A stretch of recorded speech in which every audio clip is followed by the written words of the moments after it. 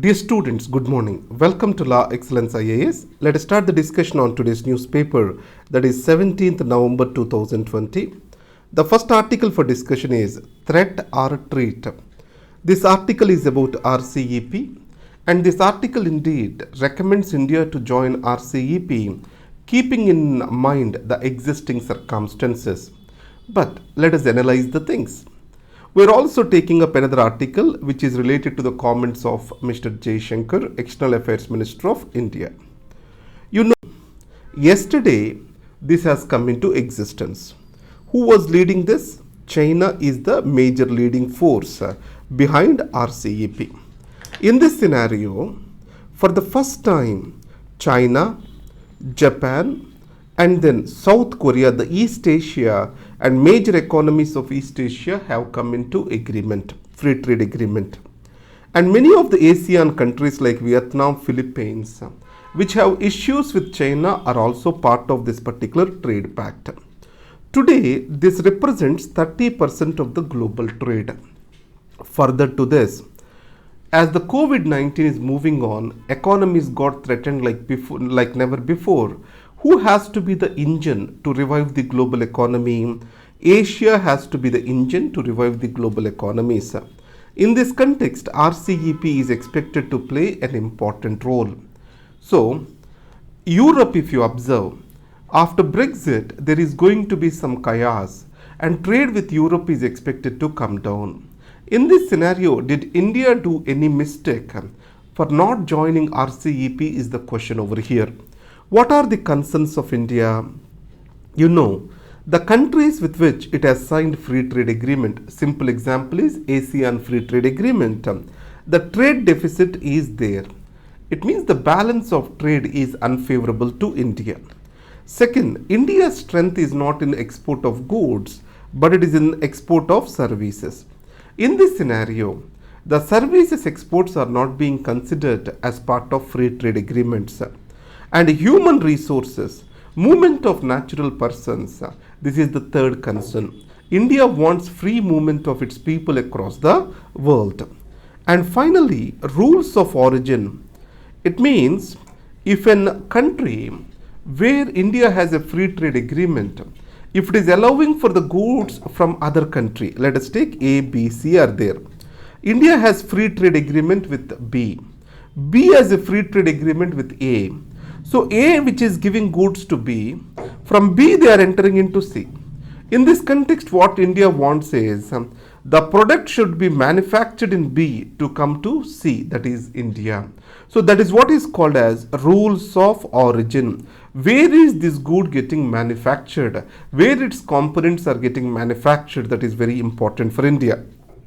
And the most important thing is the security that is necessary for Indian farmers. This is what we call as remedies and safeguards. These are the 5 things India is talking about. Now, RCEP has kept window open for India for it to join and open up its market for everyone. Next is Andhra Pradesh capital conundrums. Let us try to understand 2 concepts over here. Decentralization and deconcentration. Decentralization means transferring the political power to the lowest level possible. Deconcentration means executive delegation of work or executive deconcentration. The executive power is taken down the line. Now, Andhra Pradesh has proposed for 3 capitals, executive, legislative and judicial capitals on line with South Africa. For this, a bill is also introduced which is called Andhra Pradesh Decentralization and Inclusive Development of All Regions Bill 2020. Let us analyze the issue over here. Shivaraman Committee was appointed to identify the capital place for Andhra Pradesh after its bifurcation. Here, Shivaraman Committee stated that Andhra Pradesh capital has to be minimal and the growth, economic growth and development need to be distributed. In this process, deconcentration of the executive power, that is what is recommended by Shivaraman Committee. It is not 3 capitals. because three capitals creates many administrative challenges, Herculean challenges.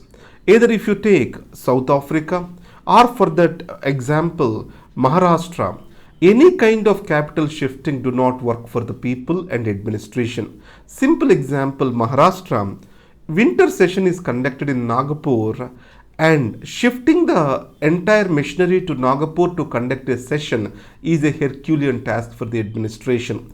So, if executive and legislature are separated by 400 kilometers in Andhra Pradesh, political and administrative coordination almost becomes impossible. If you take the states like Uttarakhand, they have judiciary at a different place. Across all the states in India, executive and legislature are commonly placed. This is for governance and administrative convenience. And then, what the state of AP can do now? The first thing is build minimalistic capital in Amravati with the distribution of economic progress. How can we distribute economic progress? Create growth centers with respect to industries in that region. If you take Visakhapatnam, that can be a growth center for export business. And if you come to Amaravati, agricultural growth center can be established. Like that, growth centers can be created. And deconcentration of executive power for regional development. How can this happen? We can create development boards, regional development boards. Along with that, local or else executive power or empowering the local executive. These can be done. For this, zonal planning is very critical and we have to develop the necessary infrastructure for these growth centers. So author is finally what he is saying is we need to develop all the regions together. It will not happen with the three capitals, but it can happen with empowered local boards and decentralized planning system. This is what author is trying to say here. The next article is the right lessons from Pulwama and Balakot. This article talks about Balakot airstrike and politicization of that particular incident. Remember, in a democracy, military and civilian powers have to be separate and military has to work under the civilian government. Remember, military has to work under civilian government. If these military institutions becomes autonomous or they start controlling the civilian government, this is a death knell for democracy. This is the most important point you need to remember. When we start politicizing the military actions, obviously we are also politicizing the military forces. How second way, how it is happening? Normally and every time, the promotions in military happens on the basis of seniority, unless otherwise there are some grave issues. But for the first time, this seniority is superseded and Mr. Bipin Rawat was appointed as Army General, Army Chief. Later he became Chief of Defence Staff. He is getting involved himself with politicized comments. This can be avoided. My take home point is let the military be non-political. That is the take home point. Next is needed a policy framework in step with technology. India policy is very fragmented or it is done in silos. In this case, let me give you an example. An automobile policy has to come up. Obviously, Industries Minister, Transport Ministry, these are consulted. But today, technology is all pervasive, right? It means semi-autonomous cars or autonomous cars, these are coming up. So why can't we include Ministry of IT in this? So this parochialism has to give way for holism and coordination across the departments. That is what is the essence of this article. That is the reason why what suggested over here is let us establish a policy coordination center or an empowered policy clearing cell. Empowered policy clearing cell. It shall have certain responsibilities like overseeing the policy at a holistic level, and second, development of an ecosystem to support the policy. These shall be the responsibilities. And where it has to work, it need to work directly under the Prime Minister. The next article is fallen through cracks. Let us understand this. This is the 25th year of Beijing Conference. This Beijing Conference has provided for growth with equity and gender equality, empowerment and opportunities for women. Did the things change even after 25 years? Let us examine. Today, female employment or labor participation rate, is it high or is it decreasing? It is actually coming down. The female employment trends are not in tune with the economic growth of India. Let us take gender gap report. India is placed around 149th position among 153 countries. So the gender gap is increasing, not decreasing over years. Wage gap differences, men and women are paid differently. In this Oxfam report, what it says is, in India the wage gap difference is around 34%, and women are employed in low paid, highly precarious, informal sector where there is no social support. In this case, what we need to do is a renewed focus on growth with equity. Gender-based development is essential. That is what this article talks about. For Bihar, in this article, we talk about the recent elections in Bihar, and Mr. Nitish Kumar finally became the chief minister. But the relationship between BJP and JDU is not going to be the same again. JDU is expected to be more a junior partner. Let us understand this. In the coalition era, regional parties have dominated, and these regional parties are able to talk to or show power to the government at center. Our government at center has become sum of the power of all the regional political parties.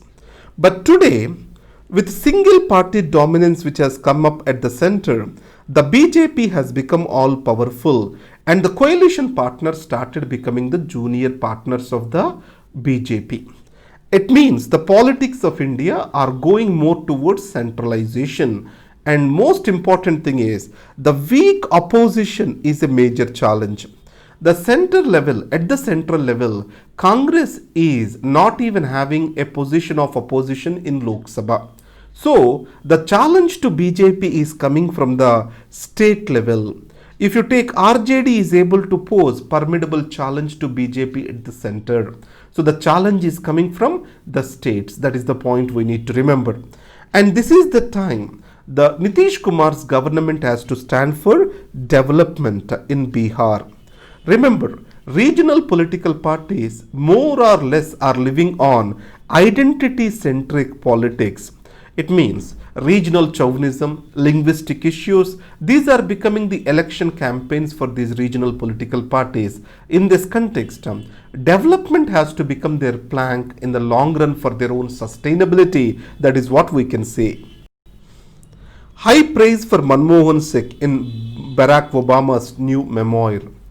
Manmohan Singh was the most criticized Prime Minister in India, and he himself said history will be a better judge for him. If you take Manmohan Singh's Prime Ministership, I can say it is one of the beautiful Prime Ministership India got. Mr. Barack Obama has agreed to it in his new book, A Promised Land.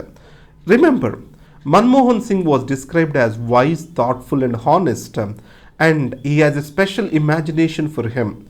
And with regard to India, he praised Gandhiji and clearly stated that if Gandhiji's Satyagraha did not have existed, and Martin Luther King if did not have followed Gandhiji's Satyagraha, America would be altogether a different country today. In this case, the simple thing we can put it as, we cannot judge a particular regime on what it is doing today. The history will look at it and give the right judgment on that particular government. That is what Manmohan Singh said. Let the history judge, or he said history will be kind to me. So Manmohan Singh government, it has brought radical changes in civil services, is able to bring in economic growth close to double digit, and also is able to sign nuclear deal. On external affairs front, it has achieved remarkable developments. These are the points I can say. Thank you very much. Have a great day.